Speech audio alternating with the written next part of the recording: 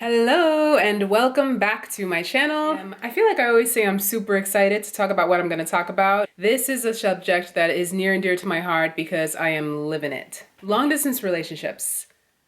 Woo! Woo! It's definitely doable. I am in a long distance relationship. My guy actually lives on a completely different continent. Now we're at least in the same time zone.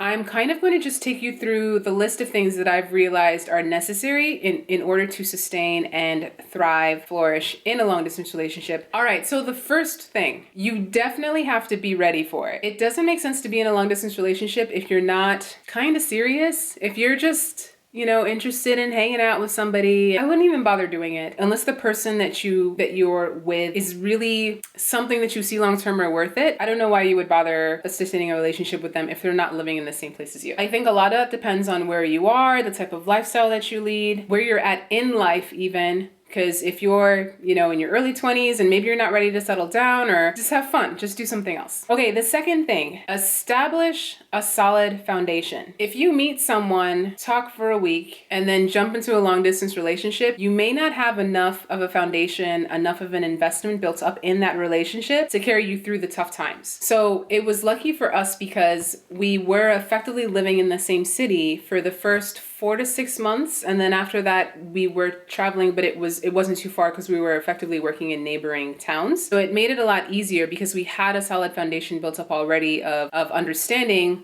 about who the other person was and where they were coming from and what we were looking for. Going hand in hand with the fact that you need to establish a solid foundation, you need to have a certain amount of trust. You need to have a certain amount of loyalty.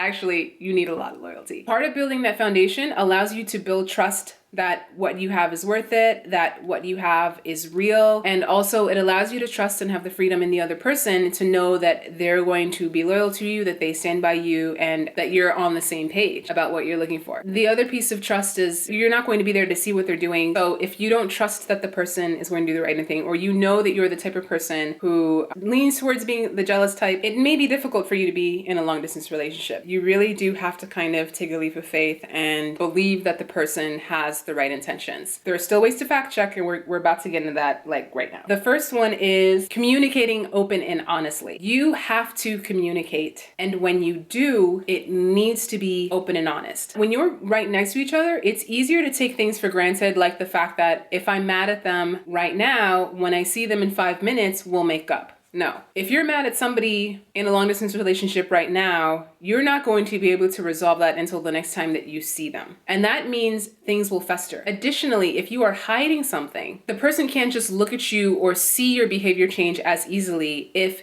they're not there. Which means when something is bothering you, you have to be forthright and forthcoming about what that thing is. Whenever something happens, it in a way can be exponentially greater because it takes a lot more time to get to that next conversation or potentially that next face-to-face. So these are things to consider, salty behavior, holding a grudge.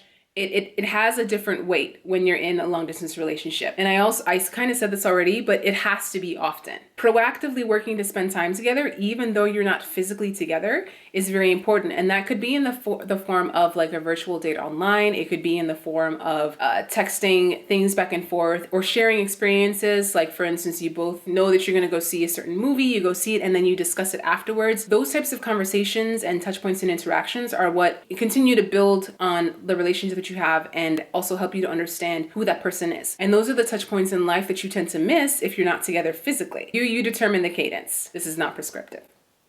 This one's important. Plan for the future with clear dates and milestones.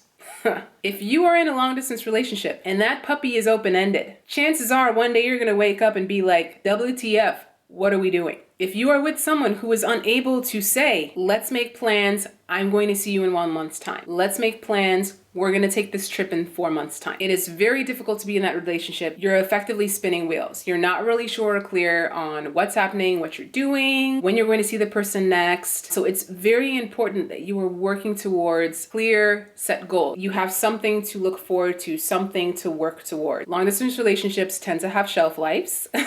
And after a time, someone's got to on the pot or move it. or you don't, and then you split, which is fine. Either option's fine. The last one, exercising patience and adjusting for lag time.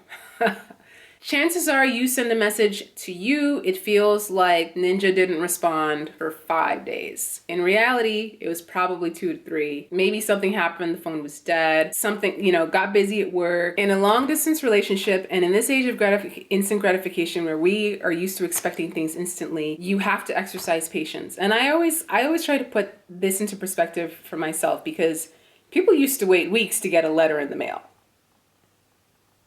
I'm waiting a few hours to get a text message. But I mean, don't get me wrong, be realistic. If it's a consistent behavior, there may be a problem there. Things may take a little bit longer because life is happening to you where you're at, life is happening to them where they're at. That doesn't mean to make excuses for the fact that someone isn't responsive or is consistently, seems like there's avoidance. And that's when, earlier point, clear communication about what's happening and what you're feeling is very important. That's my list. Overall though, I think it's important to note long distance relationships are not for everybody. I do not believe that everyone is capable of being in one. I think it takes a certain type of person, a certain type of people, certain dynamics within a couple even. Some things work for some people, some things don't. But if you find yourself in a long distance relationship, I really hope that these tips that I have and the experiences that I've shared are going to help you kind of think through. So to conclude, thanks so much for watching, and I will see you in the next video. Bye!